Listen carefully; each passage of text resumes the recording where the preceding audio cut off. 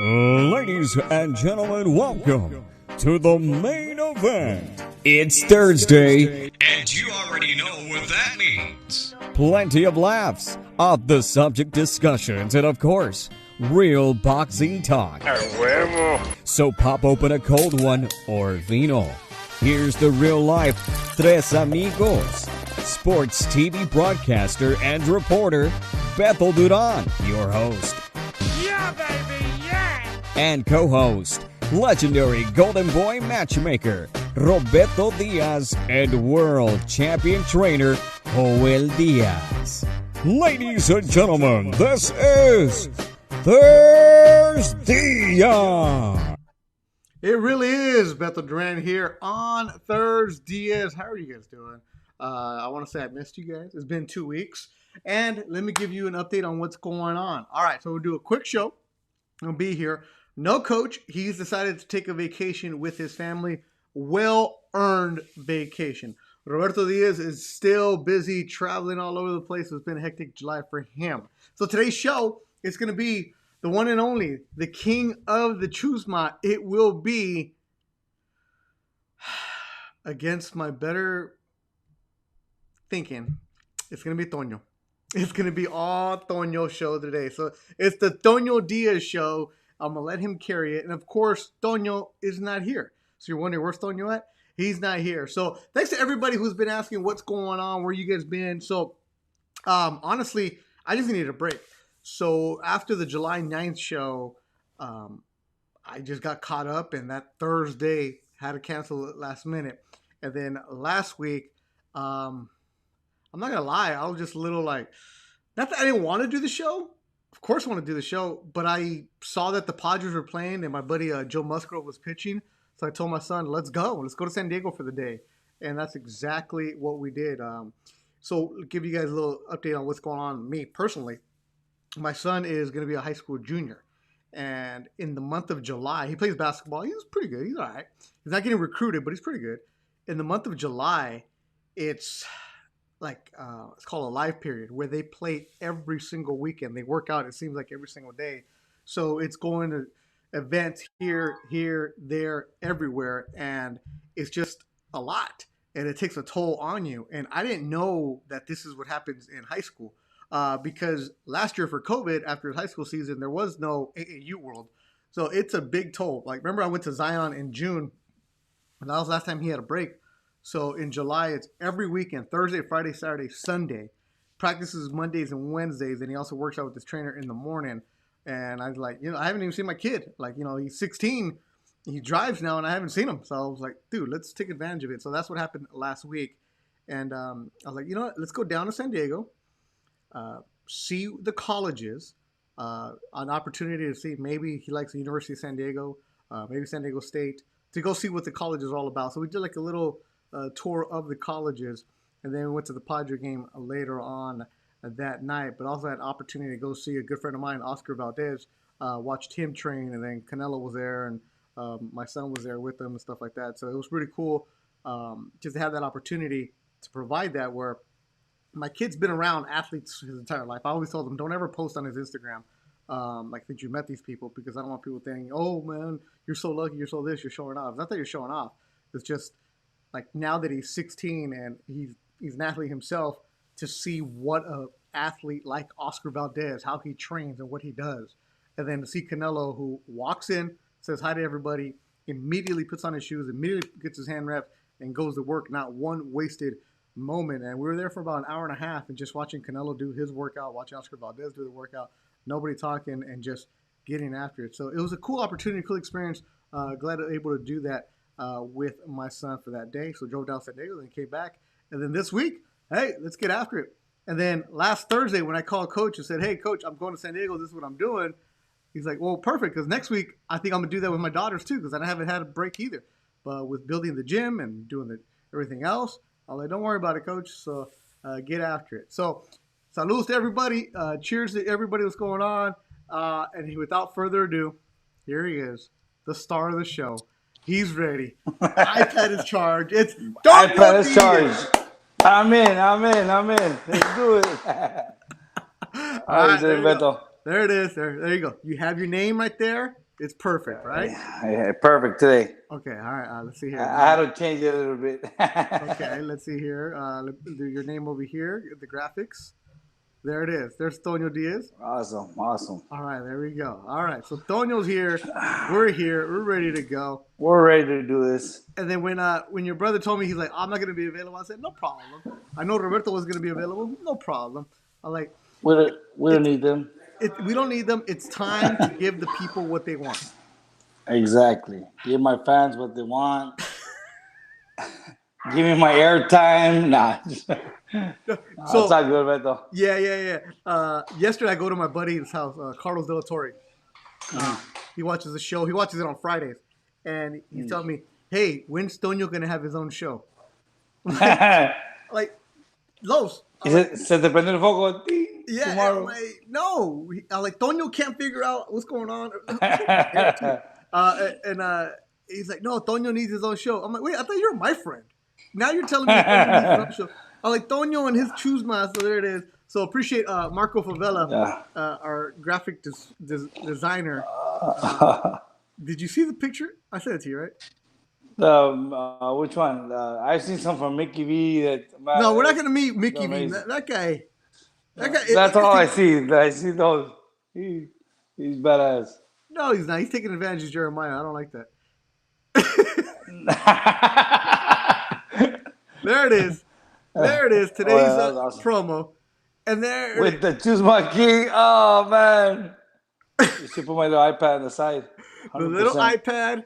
It's ready to go. Tonio's ready to go. So there it is. We are going for all that. All right, all your fans are here. Yeah. They want a Tonio concert. Tonio. Everybody. You know what? This.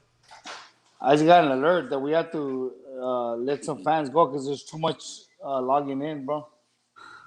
The system is burning. I think, the system is burning. You know what, Tonio? And in your honor, because your brother's not here, Roberto's not here, I'm in a mood right now. You see my hair is all messed up. I've actually had a work today. So in your honor, Tonio. Let's do it. The last time this happened. Hijo de su. The last time this bottle was like this. I remember. I saw that show. I saw it. The last time the bottle was like this. Yep. It's the lost episode where I went off on everybody. F you. He better not go off on me. I know. I remember. I saw it. I saw the show, and I remember it clearly. So I'm gonna finish this tonight. Oh, okay? Beto, you serious? So now you're gonna F me? Everybody, I'm not playing golf tomorrow, but tomorrow I will be at Bolsa Chica. If you guys are in the area, I'm going to be at Bolsa Chica during the morning, and at night I'm going to have a bonfire with the kids. So if anybody's in the area, come on by Bolsa Chica State Beach, right there before Huntington. So be there. Go there early in the morning, picking the kids up at 7. So here it is, Tonio. Bam. Let's do it. I got mine. The modelo. I don't even have a shot glass. Where you go? I don't even have a shot glass. Hey, drink it off from the bottle. Just jug it. Hey, Mas. There you go. Damn, you're some crazy dude. Chug, all the way down. Woo! Ooh, wow. Okay. I remember when I was younger, I used to do that. Not no more. No, I just don't have a shot glass. Imagine that workshop. He made me my tumbler. There it is. Yep. So I'm going to pour the rest in here. You gonna sip a little gradually or little by little? Little by little. There it is. Are you gonna sip it gradually or little by little? We want to know. Oh man! All right, we're ready to go. So cheers, everybody else. Cheers to everybody. You know what? I'm not gonna be stupid. Wow. Let me get a squirt. Add a little bit of flavor. Well, you know what? Let me drink it. Make a paloma. Woo! Just with the ice. All right, here we go. All right, now I'm feeling it. Wow. Let's do it. Welcome to another edition of ThursDIAZ. Tonio's with us today.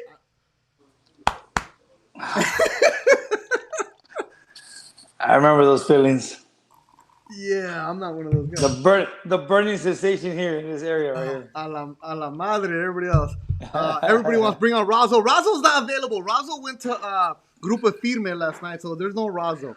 All right, so Wait, I did. I saw that Grupo Firme was out there on a Wednesday night. yeah. Little Joel was out there too. Did you see your nephew having a good time? Yes, I saw him posting. Did you get invited? Nope. Yeah. Don't invite me. All right, so Did you get invited? Did you get invited? honestly, I don't even know who Grupo Firme is, so I'm not even gonna pretend like I know what that is. All right. Or anything like that. All I know is all I need to hear is Toño singing, and we're good to go. All right, so Ooh. saludos a toda la gente que está con nosotros right now on YouTube. So normally we talk to Toño, we get after it, and Toño's story is fantastic. I said, as much as you guys think that I hate on Toño, I'm not. I'm a big fan of his. I talk all the time. Is it cool? You know, amor, you know. But I'm a big fan of Toño, and last time that you were on, Toño, you were talking about how the mental health part, about how you had moments where you were by yourself, or you'd go by a radio or speakers or whatever it was at. Yeah. And I got an email, like legit email, from somebody, and they said, I don't want to give away too much. Let me just tell you, they said to tell you thank you, that you helped them out. They're a big boxing fan. This person that wrote to me said they're a big boxing fan, but they didn't know your story, and the fact that you were willing to share that really opened up their eyes to what some other fighters were going through. And so I just wanted to pass that along to you. Like you know, we do this show, but we don't really know, as much as we mess around, we also have an impact. And I love hearing the stories from people. Yes. But why were you able to open up like that, Toño, when you've never done that before? I mean, it was just I opened it up because I heard Zurdo's story. You know, Zurdo opened up. Actually, Zurdo started it first. You know, Zurdo started saying what he was going through, that he had to go through mental health to get some help for that and this and that. And you know, I was like, you know what? I mean, it made me realize it's true. I never had mental health or mental therapy or anything, but I was, like I said, when I said before, I mean, there was times I was at home. I was Toño Diaz. I was a world champion. I was well known in the Valley, but I felt lonely when I was at home and I had no people around. During the fights, at the events, I was big, but you feel lonely when you're at home and you just Antonio Diaz, you know, you just like you have no fans around, you have nobody cheering you on, nobody telling you yes, yes, yes, you know. It's like it's pretty sad. So you have to find something to do to keep yourself a little bit busy. Did you Keep your know mind clear. at that time that you were lonely, or was it just one of those like, suck it up, that's it, be macho? No, I didn't realize it. I didn't realize anything. I would go to sleep. I mean, back in the days I wasn't married, I had a girlfriend, which is my wife now. I would talk to her, you know, and hang up at nighttime, go to sleep, wake up in the morning, talk to her again, and then she'll go to work, and I'll be at home just doing nothing. Like I'll come outside the house and just like, what to do. So I'll get in my truck and just drive. There was times I drove to Palm Desert, Palm Springs, just driving, like nothing to do, and people were saying hi on the road, whatever it was, you know. But it was just like that, you know.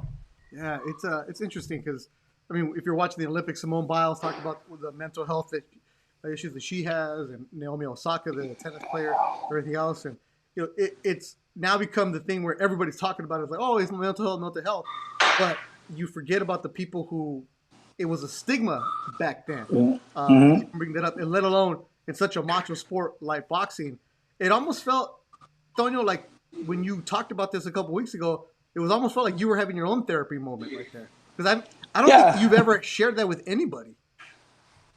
Actually, nobody has known. I mean, you guys were the first one to hear it from me. Not even my own family knows. I mean, they know that I did put a lot of money into a vehicle that I had back in the days, in just a stereo system. It was one of the best systems I had here in the Coachella Valley. I mean, it sounded beautiful. It was very loud, but they didn't know the reason why I put it. You know, because I will drive off by myself, and just hit up my friend at his music shop. I was sitting there. He had a couch. I was sitting there and watch him do his work, and then I would ask him, "Hey, what's the new things you have here?" And he'll be like, "Oh, we just got the new amps. We just got the new speakers. We just got the new stereos." I go, "Hey, how much would it cost me if you put it on my truck?" "Oh, well, so much." And then I'll be like, "Next week I'll go, and then something new will come out next week." And I tell him, "Hey, how much do you charge me if you can return those back and put that one on?" "Oh, so much." I didn't care. I mean, I was like, "Yeah, whatever, do it, do it, do it." Until I got it to the point where I had the truck. Who's calling us? I had Who's calling us, Tony? Who's calling us? My sister. Oh, My okay. sister calling me. I'll answer later on. Yeah, but until I had the stereo system where I wanted it, that's when I stopped putting more money into it. But it was already a lot of money into Yeah. it. Me dealing with different athletes, you hear about them where they'll buy the biggest house or the biggest car or whatever it is because they think that Yeah. materialistic thing replaces what they're missing. Yeah. It's an interesting time. It's an interesting time with mental health and what athletes go through. And for an athlete to get to an elite level, whether it's college or professional or world championship level, people don't understand the sacrifices you guys make, and that's why Yeah. when people boo athletes, I'm like, okay, boo the performance, but don't tell them they suck because we're Yeah. still getting to Yeah. watch them. Yeah, and they had the guts to step in the ring because not anybody steps into the ring. People may boo, may do talk all this BS from the outside, but man, try stepping in the ring. Nope.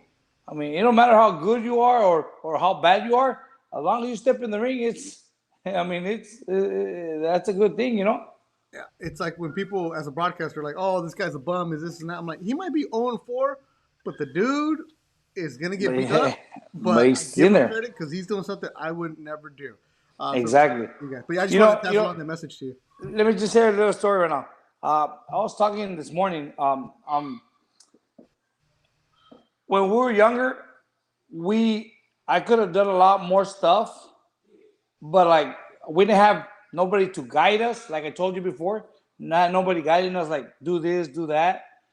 And the only one that we had was my dad. My dad was just me who compa tierra, just stuff like that. But it's funny how now that we know. I mean, Joao, myself, my brother Julio, we had to go through this to be able to show our people that were helping and people that we're growing up with and friends and guiding them the way we were supposed to be guided back in the days, but we didn't. I have a couple of friends that have businesses and they tell me, hey, we were just talking about it yesterday. Hey, I have my business and what about this and what about that? And should I get a corporation? What's an corporation? What's an LLC? And I'm there telling them exactly what to do to save money so the government will not take a lot of taxes for you. Do this, do that. I'm like, man, if I would have had somebody like that back in the days, I would have been great. I would have had my great investments. I would have done a lot of things. But back in the day, it was just my dad. Compra tierra, that's all. That's all. That's the only person that was there. And Yeah. and that's the problem. That's the thing. There's one thing that happened to me that everybody gets it wrong. Back in the days, my trainer, who was Leo Espinoza, he was selling me a property that he has right here close by, very cheap, right? Very cheap. But he wanted some big money upfront cash and the rest financed. So that's the story that my dad always tells everybody. Oh, I thought you never listened to me. I told him to buy this, I told him to buy that, but he never did. But he just, and I just clarified it with him not so long ago. I told him, Dad, remember when when they were selling me the property, I did not have the money cash they were asking me for because I hadn't fought yet the big fights with Mosley and with Mickey Ward. I did fight with Mickey Ward, but it wasn't huge money, huge amount, and they were asking me for a big chunk of money cash and the rest finance. And I told them. Then a month after, a month before I fought Mosley, they sold the property very cheap. I think it was like 300 and some $1,000, something like that. And 2 3 years later, that property is worth 1 point something million dollars right now. Hey. And my dad always taught me, yeah, if you would have bought that when I told you, and I go, yeah, but you don't understand. I did not have that liquid money that they were asking me for back in the days. You know, like, it's just look, look. See, see that? I had a set from the last time you had it at 9 o'clock. So I had a set. Hey, You I'm a have big the alarm fan. set. I'm a big fan. I don't want to miss it. You are a big fan. And I told you right there. See, and that's what happened. That property right now, it was sold to a friend of mine, and he's doing good things in the property. And the property would have been paying itself because they had a house, couple trailers that were being rented there. But the thing is that at that time, I did not have that liquid money they were asking me for. If not, I would have been in a great position. In that property. Yeah, that's But it's it. things you learn when you live and learn, and mistakes that you make when you're younger. And now, I mean, I'm in good shape. I'm in good position right now. I'm not saying no, I'm not. I am in great shape. My family's doing good. I got my house. I got my house. I got everything. You have an And I'm iPad? working good. I got my iPad's always fully charged. I got headphones. I have I have my account on YouTube, which is awesome. I have a job. I'm working fine. My kids are doing great. But now we're using everything that we went through to help out the Yeah, future. and that's what you do. That's why you battle and you sacrifice and all that. Now, all right. So what we're gonna do is it's Ask Toño time. Ooh, It is. It's gonna be a chance for you, the fans, to ask Toño. to vent. So Toño Diaz, former professional fighter, world title contender, fought in Madison Square Garden, fought some of the biggest names, getting after it. An illustrious career. Now a trainer alongside his brother Joel, and he's the quasi member of the ThursDIAZ clan. He's not an official co-host, but he comes in, he brings it strong. So tonight, as he's sitting here next to me, it's going to be Ask me. Toño. So here you go. Get your Yep. questions in. There it is. Ask Toño. All right, here we go. Let's go. Julio Arroyo. What do you think of Virgil's next fight against Mean Machine? It's gonna be a good fight. I mean, Virgil, he should go in there and shine. That's a fight for Virgil to shine because Mean Machine has a style that's gonna make Virgil look awesome. But Mean Machine is a tough guy. He hits hard. He's a tough fighter. So Virgil is from what I know, he's getting ready. He's getting prepared very well because he's stepping up against a tough Russian kid who can hit. Now, you've known Virgil since you was a little kid, right? Yes. And I said this to him the other day. We interviewed him with alongside Oscar De La Hoya, and I've known Virgil since he turned pro. Since you introduced me that, and I was like, Virgil, how come you don't smile? How come you never seem satisfied? He's like, hey, look, I am. I'm in a good mood. Like he's just so locked in, isn't he? Always.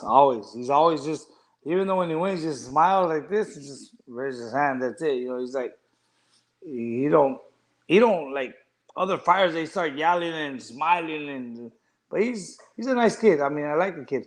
Very nice kid. Yep. Arturo Alvarado, did you ever walk out to a Chalino song? I never did. And the reason why, I don't know, because I used to walk out to Ana Gabriel, Gallo de Oro. And Okay. that song would pump me up all the time, every time I hear it. Chalino, I mean, I love Chalino. Like I said, I have collections of Chalino. I love Chalino music. But it was a different kind of music for more kickback, for more drinking, for la borrachera. I mean, Gallo de Oro, and that one just pumped my blood up. Like I listen to it right now, and I want to start jumping. And it reminds me, bring me flashback when I was in the dressing room ready to walk out. It's just different. Yeah. El Gallo de Oro. Why that song? I don't know. And I heard it one time. I used to come out to El Palenque with Vicente Fernandez. But when I heard that song, when I think it was when Oscar De La Hoya fought in was it El Paso against Charpentier? Uh-huh. I heard the song there, and I was like, man, that's a bad song. And then I started looking it up, and it was Ana Gabriel, El Gallo de Oro. And then As a matter of fact, one time I fought at Fantasy Springs here, and I came in with the mariachi, and I made them learn that song. No. Yeah, I called him. I told him, hey, his name was Abel. I go, Abel, I need you. I mean, can you help me out? You know how much? If you could walk me in the ring, yeah. I go, but I come in. I come out to this song. Okay, no problem. There you go. Now, yeah. So he learned it. I mean, he learned it, and then Woo, yeah. Toño, get after it. Everything it says, man, it's just badass. I mean, I just like it. It pumps me up. You know. Yeah. Okay, Toño, you hired a mariachi to bring you out one time? Yeah. How much did that Yeah. cost? Uh, well, it was only, I mean, I had what, a couple hours? It was a couple $100. I think he charged me like $600 because I For had him one like an song? Wait. hour. No, I had him in the dressing room warming me up.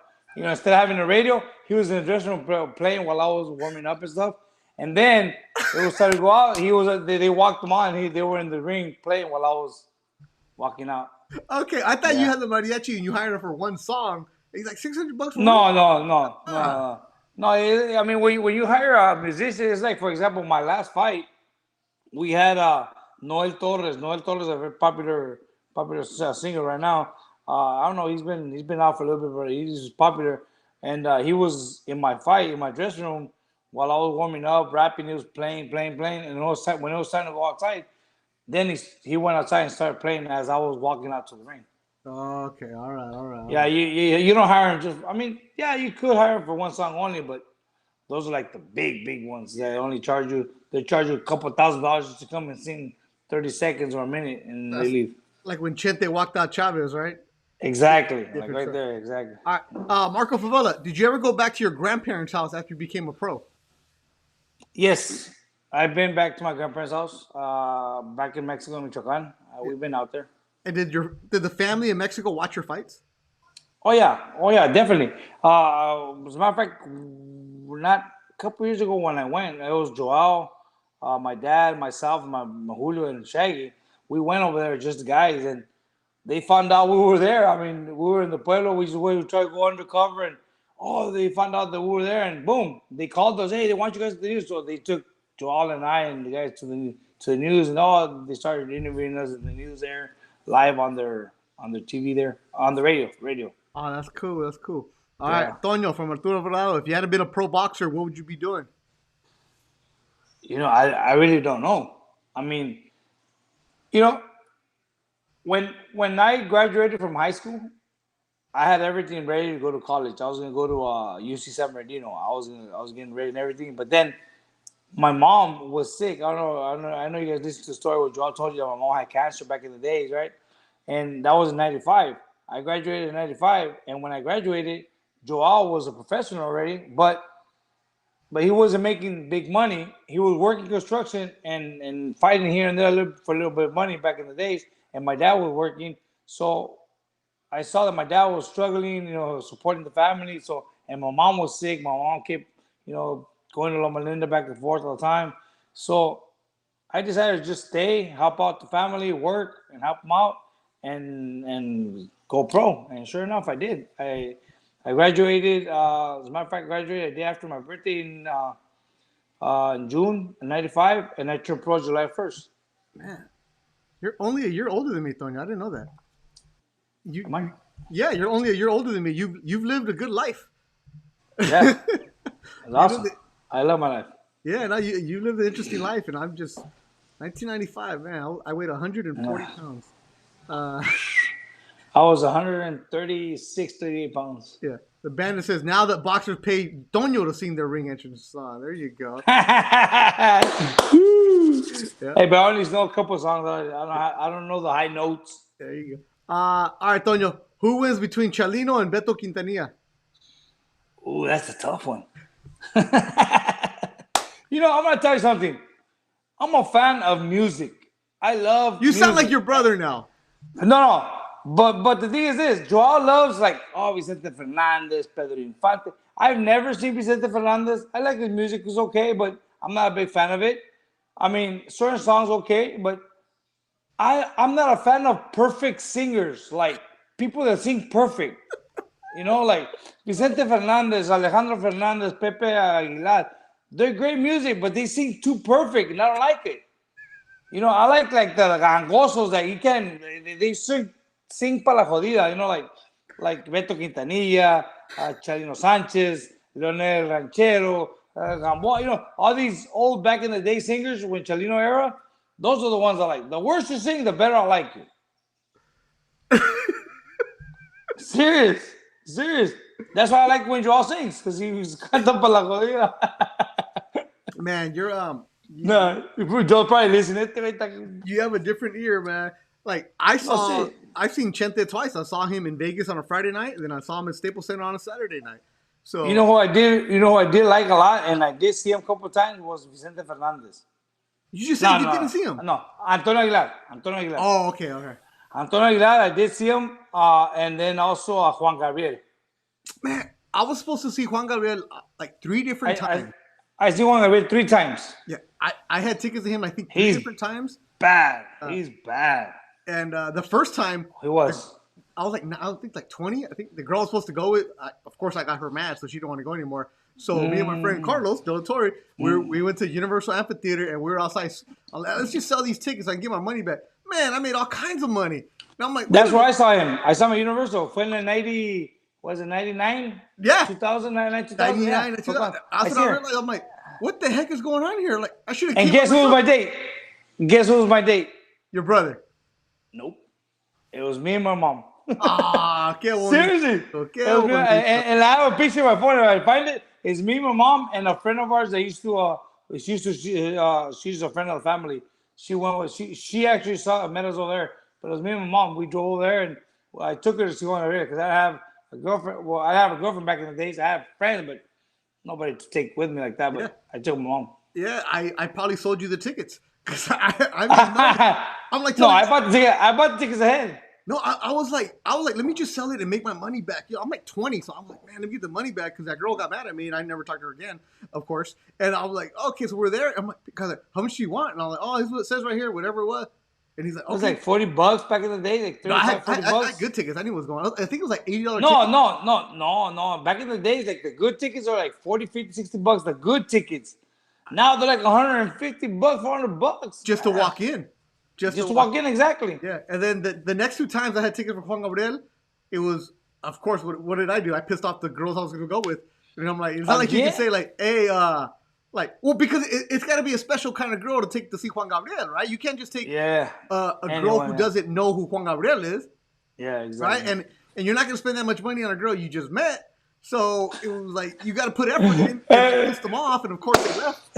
And then so I gave them away one time and then the other one, I don't even know. Yeah. And so I never, so then right before he died, that weekend where he was performing, I'm like, I got to go. The next day, heart attack, dead. Ooh. Yeah, so I never saw See, right now you told me, that you were not going to spend money and this, that, girls, nothing. It reminds me of one of my brothers, Shaggy. When he had his girlfriend, when Valentine was coming that week, he'll break up with her, and then after Valentine's, he'll go back with her. For real, yeah. I'll be like, Shay, he don't want to buy nothing, so he'll break up with her. Yeah, but I'm also one of those like, if you get mad at me, I'm not gonna be like, oh, let's talk, let's figure this out, because that's why I'm divorced, right? So like, it's like, hey, if you're mad at me, well, you don't want to go, fine then, don't go, forget it, bye, that's it. You know, I just wanted to go a little Noah, no tengo dinero, and that was it. But hey, I sold my tickets with the scalper, tengo dinero, I'm good to go, bro. Yeah, I thought you're ready to go. What's that saying? Mejor solo que mal acompañado. Que mal acompañado, yeah. And then, like you said, if the girl don't know who Juan Gabriel is, she's not gonna enjoy it. She's making ugly faces. Like, no, I don't even care about her making ugly faces. I just don't want to spend the $60 on her if she doesn't know who it is. Yeah, exactly. Hey, remember, I was still in college, so I'll spend money if you can appreciate it. Oh yeah. Yeah. Like exactly. the same guy, Carlos. Though we went to go see Lupillo Rivera one time, and I must have been like 22, and it was during the summer. Again, at Universal, and it was a Saturday afternoon. Hey, I got another ticket. You want to go? And in the summertime, I had my hair. It was a little longer, a little shaggy. So I went shorts and sandals, and I'm tall. I'm 6'1". At that time, I'm probably a little bit taller because I was younger. And all of a sudden, I look like a white guy with shorts and a quick silver shirt. And then Lupillo's right there singing borracho and all that other stuff, and I'm having a good old time. These girls right next to me, y este güero, ¿quién? Who's this guy? Blah, blah, blah. I'm already loaded. I'm like, hey, ¿cómo está? Blah, blah, blah. Like, oh my God. Oh, yeah. I'm like, better just go by yourself. I had a good old time. Yeah. There it is. Lupillo was there with Grupo Firme last night, too. Right? But, I don't know who Grupo Firme is, but Razo was there. He didn't invite nobody. He didn't invite me. Who would you have liked to face when you were fighting, Toño? Costa Zoo. Yeah? Mm-hmm. That's the guy. That's the guy I really wanted to fight. And I think my my promotional company or manager, they screwed me over. Cause ask Joel, when I fought Mickey Ward, that was in 2000. So it was August 18, 2000, right? And I fight him and I beat him in his hometown. Right after I got out of there, my manager, I'm not gonna say his name, but we go outside and he in the dressing room, he comes back to me and tells me, "Hey kid, your life has just changed. Get ready for the big things." I'm like, okay, whatever. I get back to California. I'm celebrating. People are going crazy because that was a great fight, blah blah. And then a month later, they call me to Vegas. I need you over here. We're talking about we got a fight for you. So I go there and they tell me, "Oh, we got your fight for the WBC." I'm like, "Hell yeah, I want Costa Zoo." And they tell me, "No, not Costa Zoo, with Shane Mosley." Shane Mosley had just beat Oscar De La Hoya at 147. I go, "Dude, I'm 147. I'm not 140." Oh, they tell me they're offering 50,000 to fight Costa Zoo in Russia, but they're offering 400,000, 500,000 to fight Mosley over here. I'm like, man, but I want Costa Zoo. And then they tell me, hey, let's fight Mosley. Let's make that money. And then if things don't go well, we'll just say, you know what, that wasn't our weight class. We tried it out. We go back down to 140 and we'll look for Costa Zoo. I was like, okay, perfect. I did exactly what they told me. I fight Mosley. I got stopped in the 6th round, came back, tried calling them. They wouldn't answer the phone anymore. They wouldn't answer. They didn't care about me anymore. Like, dude, what happened? Yeah. Wow. Or what happened to the plan we had? Going back for Costa Zoo, looking for him, and nothing happened. Wow. But that's the fight. That's the fight I would have loved, man. Because Costa Zoo was a power puncher, and back in the days, I was a power puncher myself. Before I fought Mosley, I was a big 140. I was a strong 140, and the punches from the 140 pounders, I took them like nothing. That was my weight class. And I really would have loved to fight Costa Zoo. Yeah, Costa Zoo. If you're younger, or you don't know who it is, just YouTube him. TSZUYU is his last name. Yeah. He was a Russian, but lived in Australia. And he had that ponytail. He was bald, but he had the ponytail. Yeah, points on the back. Bad, man. Yeah. Because that was around 2000. So 2001 is when I started working at ESPN Radio. And 2002 is when I started working on the late Johnny Ortiz's radio show on Friday nights. And he would just always say, this guy, Costa Zoo. I'm like, who? What is this zoo guy? Costa Zoo. And then people say Titsu. Yeah. But it's Zoo. It was it was going to cost you. That was the saying. If you're going to fight him, it's going to cost you. Because he was just a bad dude. Yeah. But yeah. He was bad. He was bad. His son's pretty good too, man. His son is pretty good. I heard. I've been reading about him, but I haven't seen a fight. He's been fighting in Australia. He's been fighting at 3 a.m. when he comes on ESPN Plus. But he's doing well in Australia. He's going to become the United States pretty soon.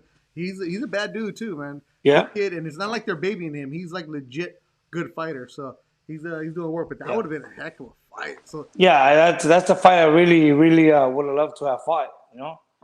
We Joel and I back in the day he told me if we ever fight Costa Zoo, this is what we're gonna do.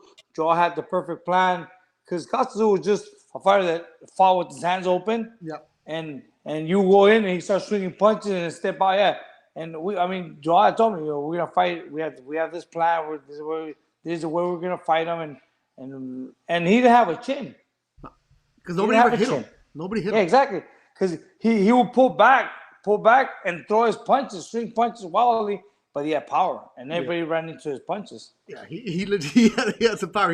He has some big knockouts. Yeah. Go back on YouTube and you see it. That was before HD, so some of the knockouts a little fuzzy. But you see it though. That's the business side that people don't understand is you fight Shane Mosley in a weight class you don't belong in, but the money is because you make money, the manager makes money, but for pride, you want to cost us. That's the one where for pride I want to Kazu, and then I find out that my promoter made so much money, and I got paid this much money. So whatever. And it's like because back in the days of the fight, the Mosley wasn't promoted by my promoter; it was a different promoter, and the other promoter was paying my promoter for me to fight his fighter, and they offered whatever they offered him, and then they gave me whatever they wanted. That's why you always don't ever sign the first contract, kids. There it is. Favela, do you believe that kids should struggle in life to become better fighters? That's interesting. I think they should a little bit. Kids should struggle because the kids that struggle in life are the ones that make it further. I've seen kids that have everything, and even right now, I have kids that I've trained that have that I started training them since they were 8 years old.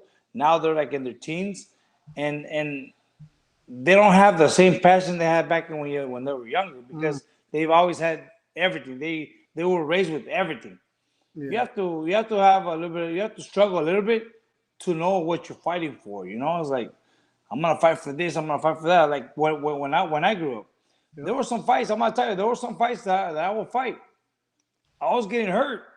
I would get hurt. And then one fight I'm gonna tell you that I almost quit was when I fought Emmanuel Augustus. Back in the days, his name was Emmanuel Burton. I fought him in Las Vegas, and that guy, he didn't dance the way he did with other fighters, but he was putting some punches on me. He was hurting me to the body. He was hurting me, and there was a point that there was a point or two in the 8th and 10th round that I wanted to take a knee, but then I would say to myself, man, if I lose this fight, I'm not gonna get paid my next fight. I'm not gonna get paid my next fight.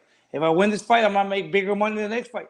And that just kept me going, and pushing it out. Same thing with the little-known Argentinian that I fought here in Fantasy Springs before the Mickey Award. His name is Omar Weiss. That guy, too, they were putting hands on me, and they were hurting me, but I wanted to quit, but my mom was telling me, if you quit, you're done. You're not going to make that big of money anymore. You're no more TONO TIME, like, man. So that's why I say you have to know exactly what you're fighting for, Man, it's and a lot of these kids, they have everything. It's an interesting world that you guys go through. Good friend Beto Gomez checks in right now. Says, don't forget to hit that button, subscribe if you haven't already, share if you want to see the show grow. Los Betos, we appreciate you, man. I know you're a Clipper fan, but you guys are going to be pretty good too, bro. Don't worry about it. But yeah, rate, review, subscribe, all that good stuff. We continue to grow every single week. The ThursDIAZ Familia is there. No Joel, no Roberto today, but we got Tonyo telling some awesome stories. And Beto Gomez, appreciate you as always. I was actually bumping some Ozo Motley this morning when I was playing golf. So, I always think about you when I'm playing golf and Ozo Motley because I know those are your guys right there. All right. Let's see here. Oh, perfect example. You're talking about Tienen Todo, Hijos de Papi, Chavez's sons. Exactly. They fight without pushing themselves. They fight just to fight. If I get the knockout, I get it. If not, whatever. I mean, I got everything. And I know I see. There's a guy that goes to the gym. We've known for so many years. The guy was a good guy, and him and his brother used to box with us. And then his brother got shot a long time ago.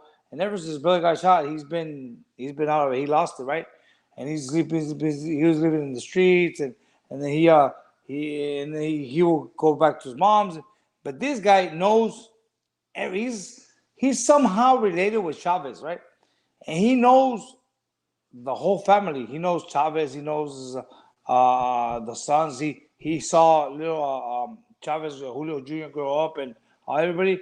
And he tells me, I mean, he's a big boxing fan. He also told me he watches the show, and he tells me, he goes, you know what? He goes, these Chavez and Omar, they don't fight with passion. They just fight to fight because they have the last name. They don't care. They grew up. They grew up having everything. They grew up having Corvettes. They grew up having money. They grew up having everything in life. So they just fight just to take advantage of the last one. Yeah, that's how you get hurt too, doing that, fighting like that. Exactly. Oh, did you ever have talks about fighting the late Arturo Gatti? I sure did. I sure did. And I'm gonna tell you a story. When I was gonna get married, I was gonna get married. Was it October? No, I was gonna get married December. Was it December 3rd, something like that? But they wanted me to fight Arturo Gatti. I think a week after. So I was like, okay, I moved my wedding to December 15th instead of December 3rd, and then the fight didn't ended up not happening, and I ended up marrying December 15th. But because we had everything already set for December 3rd, but since I was gonna fight Gotti supposedly, never happened. I switched the wedding date. What I had a happened lot of with things Gatti? done. How come no fight? I don't know. Negotiations went down, or something happened with Gotti back in the days, and he couldn't fight. But matter of fact, I was scheduled to fight Gotti, and then another time I was scheduled to fight Zab Judah. Tampoco. Y tampoco se hizo. Did you know Gatti? Personally, no. But I watched his fight. I grew up watching his fights. So you never had any kind of interaction with him, right? No. I knew. If I would have fought him, it would have been a great fight. Oh man! So when he fought Mickey Ward, I think it was the first one, second. I forget which one. All I know is I was in Rosarito. We had rented a house in Rosarito, and it was early 2000s, right, when he fought. And we were ready to go, papas and beer, blah blah blah. Every time having a good time, and they showed the fight down there. And I'm like, I told everybody, no, we can't leave. I'm like, this fight's gonna be great. It's gonna be great. And they're like, no, we gotta go. They weren't boxing fans. And guys, girls, everybody's ready to party. We're all looking good. Ready to pop some beer. And they're like, no, Beto. And I delayed a little bit. It takes a while for me to get ready. We're still at the house partying, and it comes on, and it was what a fight! Oh my God! Just from the first round, they went at it. It was the second one. Yeah. So June of 2003. So we're in Rosarito. I remember telling people like, no, we got to watch this. We got to watch this. They're like, no, man, Beto, just because you work at ESPN, you think we got to watch sports, blah, blah, blah. And they were non-boxing people. The first round, they come out, boom, boom, boom. And they just came out. You know who was watching 13. The fight? Round 14. Round 14, 15, 16. The women were into the fight. They were the ones that were going out. They're like, no, this is crazy. Like, a lot of them had never seen, it was like, I think like 14 of us. A lot of them had never seen a fight before. A fight like that. Let alone a fight like that. And it's in Mexico, so the Mexican announcers are just going fucking crazy. Yeah, oh yeah. Yeah. So to this day, I had some friends who became boxing fans because of watching all that. So because of that fight.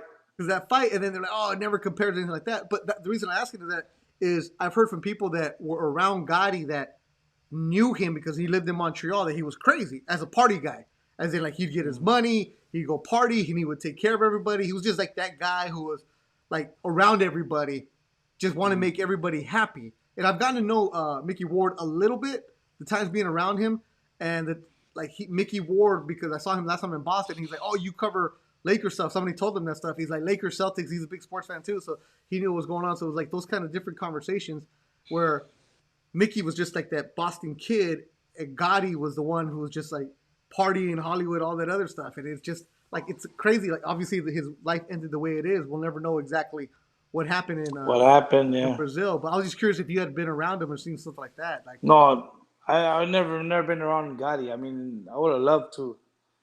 So like I said, I would have loved to be in the ring with him, but I never met. I've been around Mickey Ward. Cool, right? Yeah, Mickey Ward is one of the coolest guys, one of the nicest guys. When I fought him, we're at the weigh-ins. He weighs in, I weigh in, and then after weigh-ins, before it was after weigh-ins, you go to the doctor. And I remember being in the line for the doctor. He was behind me, and then it was a Nazim Hamed and then Augie Sanchez, and we're just talking, And me and Mickey were just talking.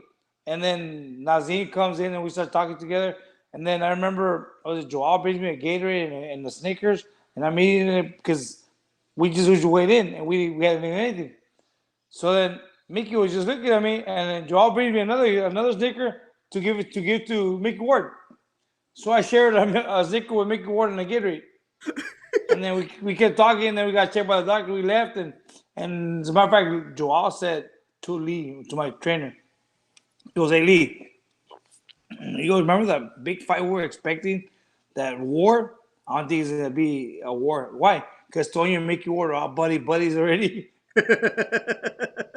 But man, that guy one of the nicest guys. Yeah. When I fought him, I remember after the decision, they announced me as a winner, and one of his I think it was his comment, Gavin, he passed away a while back.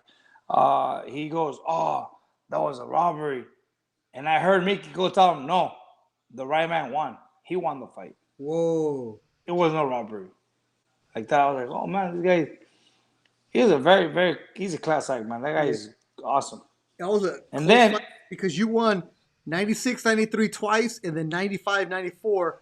Your referee, who was it? yes, Steve Smoger. Yeah, Steve Smoger. You were the co-main. Then afterwards, Nassim knocked him out in the fourth round. You were in Foxwoods. Machitaco Pico. Yeah. Machitaco Pico. Yeah, in Foxwoods, Tenochtitlan. Connecticut. Foxwoods. So it was after you. It's crazy, like the way, like you beat him, and then he had a couple fights. Then he fought. He fought one of our guys here, one of our local guys, Steve the Mongoose Quinones, after me. Oh, Quinones from your neighborhood? Yeah, he's from Palm Springs. Yeah, he knocked him out. So he loses to you, then he knocked him out in the first round. Yeah. Then Emmanuel Augustus, then he loses Jesse James Leghart. Then Gotti. Yeah, he did 3 fights with Gotti or 2. I think it was 3, no? He did 3 with Gotti. 3 with Gotti, yeah. Yeah. I'm sorry. Man. Yeah, so 3 with Gotti. So decision. Yeah. So anyways, it was just cool. It's just like those kind of stories. I know I sound like the old man right now, but the trilogy of going back and forth, and none of those fights were for belts. It was just get after it. No, and then that year, that fight, Mickey Ward and I were candidate for fight of the year. But then in 2000? Then yeah. But then I think it was taken by Barrera Morales first. One. They took it like, God. You were Tonyo. You could have. You're on your way, Tonyo. You're on your way. I was on my way, but Barrera Morales took it. But hey, don't get me wrong, that was a bad fight. Barrera Morales was a bad fight. Ruben Polanco, no breaks for Tonyo tonight. Tonyo's doing good, Nope. man. Tonyo's on No, fire hey, right now. I had my break last week. Like what Joel's doing right now, I did it last week. But I didn't go to San Diego. I walked a lot. It wasn't a break. I took a mini vacation last week. Right here, Adrian Sandoval. Which fighter have you ever saw in camp or that you knew of that partied, but still fought well? You know, obviously you've heard stories about Chavez. You've heard stories about Oscar. Some of these guys. Obviously Mike Tyson. You've heard those stories where they're terrible in camp, but they come out and fight like no other. Without naming any names, but what's some of the stuff that you've seen? I've seen guys party here like crazy. I'll be with them at 6 p.m., 7 p.m. I leave the place.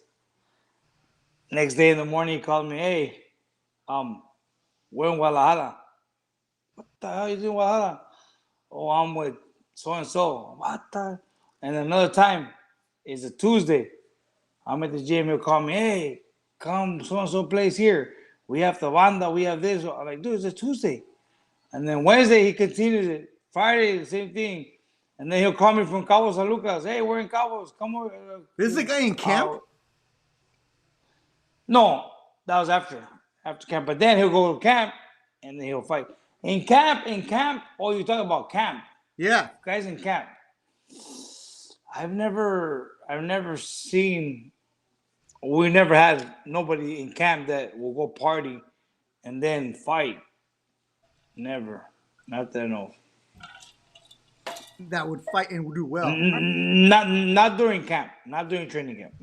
I'm talking about after fights. Oh, After fights, Hey, after fights, you gonna do whatever you want, man. You've been suffering for yeah, how many months? yeah, but the thing is, all that partying, all that affects you in the long run. You know, it just doesn't affect you that day or that night or that week. It affects you when you go back to camp. You go back to camp and you go train for your following fight. Oh yeah. It's already affecting you, you know. Oh, that's why. And That's why me in my 40s, I can't drink back-to-back nights if I'm gonna go run. No way. oh man, just tell me about it. I mean, back in the days I would party hard, and now like I drink 3-4 beers and in the morning I wake up with the headache right here. Like man, Yeah. annoying. It used to be Thursday afternoon, go to happy hour, go play softball, go to the bar. Friday, go to the Saturday. beach, go out. Saturday, Sunday day game. Oh man, Sunday baseball, drink all day, then go to the 5 o'clock football game. Oh yeah. Now I look at half a bottle of wine. I'm like, Dude, see, good thing I did not live over there where you live, because back in the day it was just let's go to here, let's go there, let's go to your friend's house, let's go here. Now you're like, oh, one day at the beach, another day at Hollywood Boulevard, another day here. oh Like, man, dude, there's a lot to do out there, man. oh, there's too much. There's too much. And why do you think I went to 4 different colleges? There it is. Oh. Tonyo, any stories about Chico Corrales? Awesome guy. Yeah. That guy's awesome. I mean, heard. I know Joel. I told you. I heard the time he told you that Yeah. we're here, and Chico and Shane show up to the gym. There's a place here called Desert Hot Springs where they have natural hot springs water jacuzzis from the natural from the ground, water that comes from the ground up, and they will come here a lot. And one day he just decided to come in, and the gym's getting ready to close, and boom, they just walk in the gym like, hey, what's up, guys? And just start taking pictures and chilling there and saying hello to everybody. And then, when he fought Robert Garcia, he was training with us here. And I think Joel told you guys where he got cut the week before the fight, the week of the fight. And then I went with them to Vegas at the MGM. I walked in the ring with them. I was with them. And then the following fight after Robert, when he made his first title defense, he fought Derek Gainer. Yeah, it was Derek Gainer, and I was in the ring with him. I was the one who walked in with the belt when he fought Derek Gainer after Robert Garcia. Cool dude. I still talk to his dad, Mr. Woods. I still talk to him.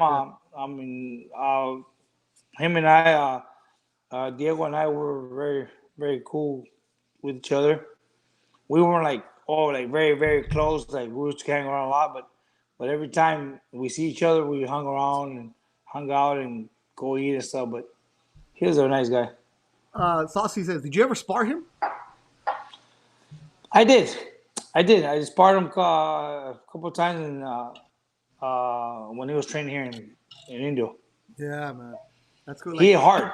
That guy hit hard. He was tall, right? Like almost 6 foot? He's super tall. Super. He was tall, and he had like his hands are so skinny. But every time he hit, you could feel his little bone. Like there's different punches that hit you that hurt. Like there's one like we have some fighters that hit. They have that heavy punch, that heavy push. There's those guys that have that little snap that they just tag you and boom, you feel a little vibration. And then there's those punches that hit you, and you can feel the little you feel the huesitos, hitting you feel their bones hitting your face. And that was Diego. Diego had that kind of punch that he hit you and it hurt. Yeah. So when I worked on that radio show with Johnny Ortiz, so my job was to call the guys when they were going to be a guest. So it was like cool. I call him. He's like, "Oh man," like he's like loud, somewhere loud. He's like, "Oh," like just yelling. Like, I'm like. Okay, I'm like starting off with the business. I'm like, he's like, "Oh my God!" And then I call back in 3 minutes, like I'm supposed to. It's all quiet. Hey man, sorry about that. Okay, like I just heard he was like the nicest guy, and Rich Murata tells good stories because his wife is the president of the Nevada Boxing Hall of Fame. They have a great display in Vegas. So he tells Michelle, I believe is his late wife's name. His widow's name. I'm sorry. Let me get that right. Yeah. Kilo's kicking in, bro. Ooh. Don't left me. No. There's nothing left. Lefty, se acabó la botella. Otra, saca otra, Lady. Yeah. This is a good question right here from Marco Favela. One thing you love about boxing and one thing you hate about boxing. Ooh. One thing I love about boxing was throwing chingazos, being in there and enjoying the fans, dude. I used to love it. I mean, there was fights. Example, Mickey Ward. Look at the first 3 rounds. I was able to box. I could box, use my jab, use angles, use movement. But I didn't like it when the fans would be like boo boo. It's like, dude, I had to go in there and beat the shit out of each other to have the fans on their feet. That's what I like. That's something that I really enjoyed. Going in there, going to war, back and forth, getting hit, hitting the guy, getting on back and forth action. To be able to see the fans, hear the fans yelling and cheering you on, and then after the fight, they're telling you, man, that was a badass fight. That's what I enjoyed. One thing I didn't like was the dieting, the waking up in the morning and running. I wasn't a big runner. I never liked running. I ran because I knew I had to run because of the sport. Also, needles. I hate needles. Every time I go get blood work or shots for vitamins, those are the worst times for me. But but um but I did it because I had to do it. I don't know if Joe told you one time I fainted doing my blood work. I fainted in the doctor's office. I was like, I'm in the floor. I'm sitting down and the lady puts the needle and starts drawing the blood. And I tell her, ma'am, I'm feeling dizzy. Oh, you okay? You okay? I'm feeling dizzy. And all of a sudden, I remember everything blacking out, and I wake up and I'm on the ground looking up, and I see the doctor. He was a friend of ours. He's on top of me with his hands like punching me. He's looking at the camera. Hey, say, take a picture. Like he's taking a picture while I'm in the ground, and they're putting a pillow behind my head. I'm like, dude, yeah. I was a big chicken for needles, and for running, there was times that Joel caught me a couple of times. We used to go run, and Joel would drop us off one area, and he would pick us up at another area. And then one time we were running, and there were some guys in front of me and some guys behind me. I was one of the last ones. So then I ended up shortcutting to one area, and when I get almost to the end, Joel has seen that I was the last one, and the guys that were in front of me ended up being behind me. And he goes, "Hey, when did you pass them? Like you were way behind back there." All of a sudden, so he knew right away that I shortcutted. Hey, some Mexican did that in the Boston Marathon, where she's like, "Oh, I'm winning," but she skipped miles 20 to 24. Oh, I'm in the front. That's it. Oh, That was Tonyo. All right.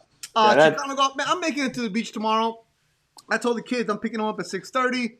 Hold on, ready to go.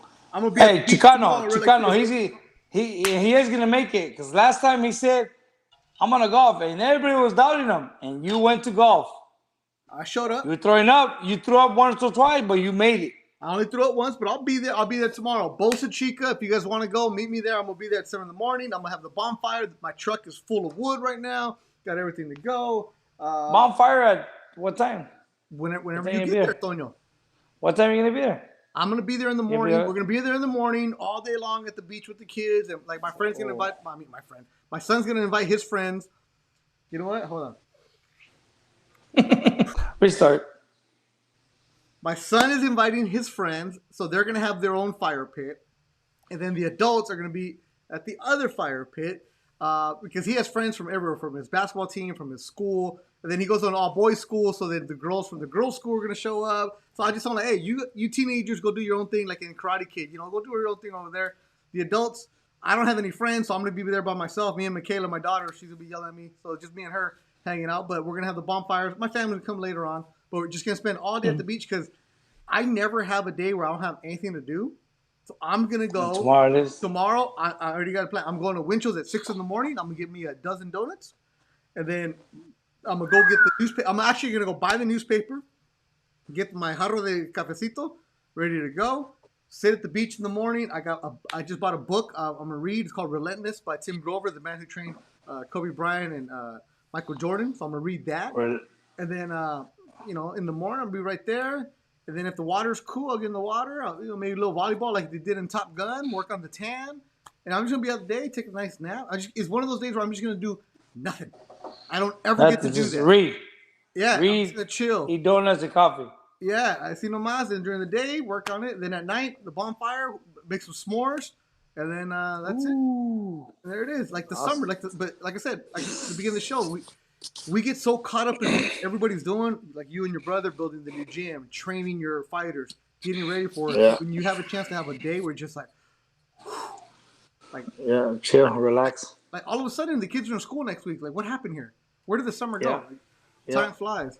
That's what I did. That's what I did last week. I told my wife we wanted to take a vacation because we didn't take one last year because of COVID. Yeah. And this year we wanted to take a vacation. We wanted to go to Cancun, but we got so busy here at the gym and stuff that I couldn't take so many days off. So what we did, we left on Wednesday. We left to LA. Went to Hollywood. To Universal Studios. I took the kids and everybody all left to Universal Studios. We were there from the morning. We got there around 10 a.m.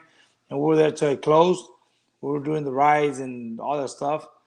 And then we stayed right there in downtown on one of the hotels there at the Embassy Suites there.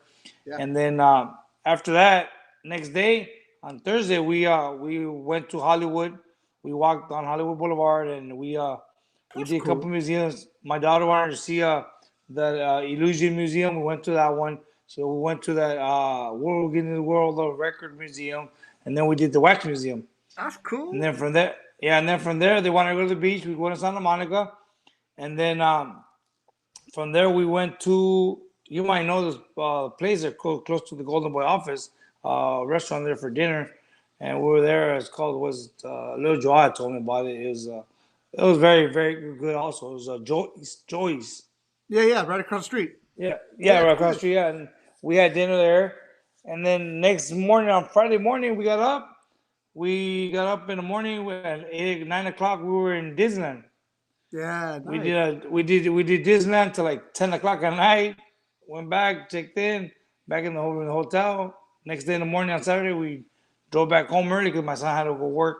Yeah. Also, we had to work through my son's schedule. Also, my son works, and he's off Wednesday, Thursday, and Friday, so we had to work through his schedule, and we got back on Saturday on time for him to go back to work. We relaxed. It was awesome. Universal Studios and Disneyland. Qué bonito tener dinero. That's nice.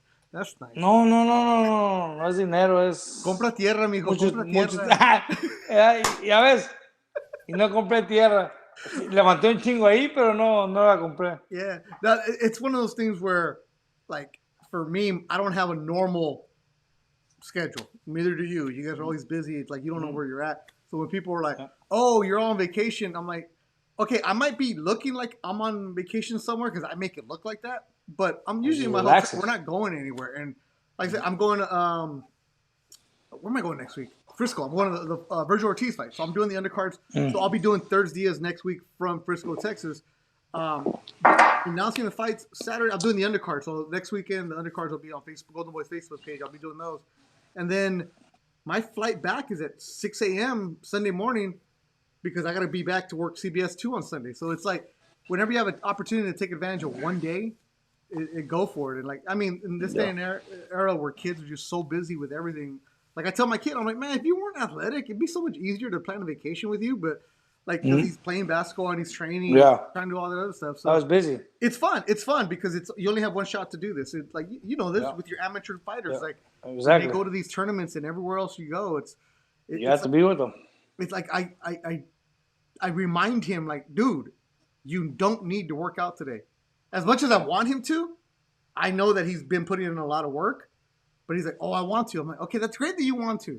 Pero también, there's got to be a day where you have to be 16. No. Like, you got to have that. You have to be a kid, yeah. You have to enjoy your time. Yeah, like, so tomorrow, because I want to go to the beach too. So I'm like, here, you get a pit for you and your friends. I'm going to go over here. The fun one will be over here because I got music. You don't have a speaker. Don't worry about it, bro. And Marco Favela, I will not be crudo at the beach, bro. You can't be crudo when you're still drunk. Remember that. Wise words. You can't be hungover when you're still drunk. Beto, don't you hate it when you fly to the East Coast like to fight? That's man. I hate it when I fly to the East Coast and your flight is at 6 a.m. Remember, 6 a.m. over there is 3 a.m. here. Yeah. But you have to be there. You have to be there by 4 a.m., which is what is it, 1 a.m. here? That's why And by the time you get here, you're drained. Yeah. I just need to I always take the first flight back because if you take the 8 a.m. one, then you might miss your flight. Then your body's really thrown off. So I just take the first one, stay awake, go straight to the airport, and get out of there because then plus I just got things to do. Everything else. All right, we got some good questions, people. But for real, Beto Gomez, tomorrow I will be at Bosa Chica. Hit me up. I'll let you know which lifeguard tower all day long. People are like, oh, you making food? No, you bring your own food. Bring your own beer. Bring your own chair. I'm bringing my own donuts, dude. Exactly. But I will be there all day long. If you want to come by during the day, it's going to be hot. If you want to come by at night for some s'mores, I got you. S'more what? We're going to be like the Sandlot, all of that stuff. So, Bandit, I expect to see you there tomorrow. All that good stuff. Our good friend Chicano Golf is getting ready to go to Kauai. So, all that. So, he's ready to go. Do we have any more? All right. Last call for questions. Daniel. Let's go. Yeah, I need more. Is it done?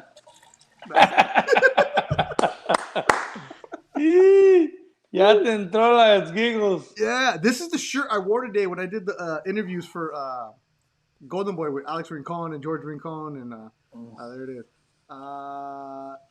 Who is? Oh, there you go. Are you still training Big Uzbek? Yeah, the guy he's fighting for the gold medal, right? You know what, dude? I mean, we still train him. I mean, he's been out there training with his amateur team for the Olympics. Yeah, but he's still part of our team. You know, so right now everybody asks me, hey, so who are you going for? Like, I'm like, man, like he's fighting Richard Torres. He already knocked out Richard Torres pretty bad in 2019. Is that the guy that they fought in sparring?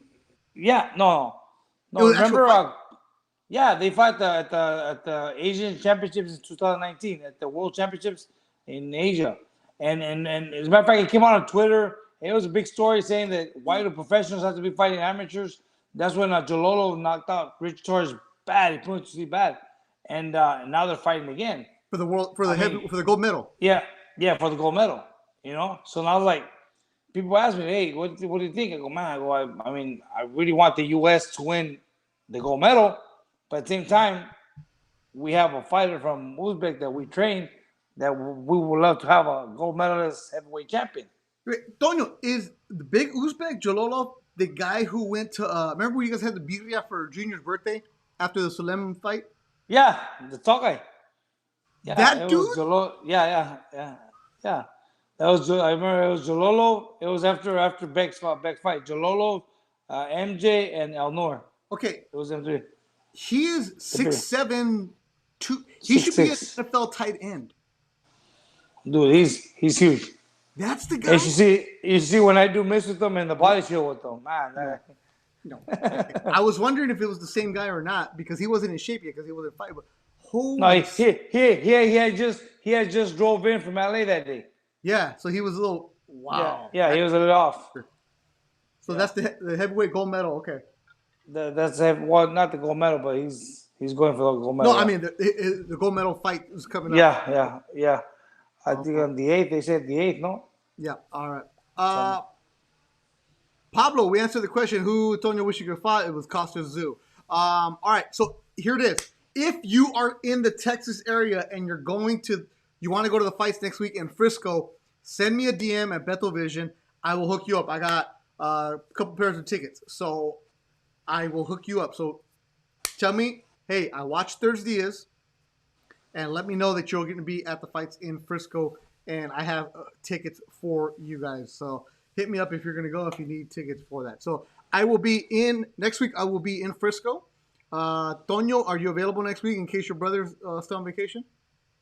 My iPad be 100%. Just let me know what time so I can change the date, the time. so I can set my alarm up. Yeah, I'll be available. I'm pretty sure Joe will be available. You know what? We were thinking the other day of doing the ThursDIAZ at the new gym. Just get in there. It's almost done. Completely. It's getting there. I gotta make a trip out there. It's only 120 degrees out there, so we'll be there. Dude, yesterday it broke records in 4 different cities. The heat. The heat. It's ugly. Don't even get close here, Beto. Stay on the beach. Yep. Saucy, how much do gold medalists get paid? If you win an Olympic medal, you do not get paid. It's up to the Olympic Federation for your country to decide how much you're going to have. So a lot of the different federations will have bonuses if you win a medal. It depends on if you're having a gold, silver, or bronze. I know that the Eastern European countries have them between 20 to 40,000 if you win an Olympic gold medal. And if it's the smaller countries, it's even more because you're bringing more pride to them. The U.S., they don't make much, but where the athletes do make the money will be in endorsements later on, because if you're going to be considered an Olympic gold medalist the rest of the world, most of the time you're here, be there. Now, the reason the Cubans stay, like I think the guy who just won his 3rd gold medal, Cuba's a different country, and what do? They take care of you because then you're a national treasure to them. So there it is. All right, so Jason Costa says, Toño saving the show. You sure did, Toño. This was good, man. I appreciate you coming on. Thank you, guys. Charge the iPad, everything else. All right, so yeah, if you need tickets, hit me up, Beto Vision, and let me know that you coming from ThursDIAZ, and I will send you. I'll do my best to hook you up. I will be there when I get there. No, Wednesday night. I leave on the red eye, land, host a press conference, and then I'll be doing interviews, and then ThursDIAZ, and then maybe I'll see if I can get someone to get. I don't know, but with COVID, I kind of want to stay away from people. Never know. Anyways, if you want to go to the beach tomorrow, hit me up. I'll be at Bosa Chica here in Southern California. We'll see you there. Bandit, bring the barrilitos. We'll see you there. And then everything else. Toño. All right, here you go. Let me give you. See, right now they said about how much they get paid. Hold on. Here you go, Toño. Ready? Toño, you have the floor. Whatever you want to say, Toño, go for it. Okay. I just want to say thank you guys for watching. Thank you for having me in. Beto, thank you. I want to say hello to everybody out there. Saucy, how you doing? Imagine the workshop. Hello. Taking over. Razo, everybody. You were so good, Toño. You were doing so good, but you start calling out. Relentless. My friend. All right. Alan. Toño. Yes, sir. Go ahead. Send your shout-outs.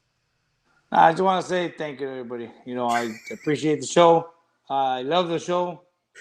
And it's awesome to be a part of it. Thank you.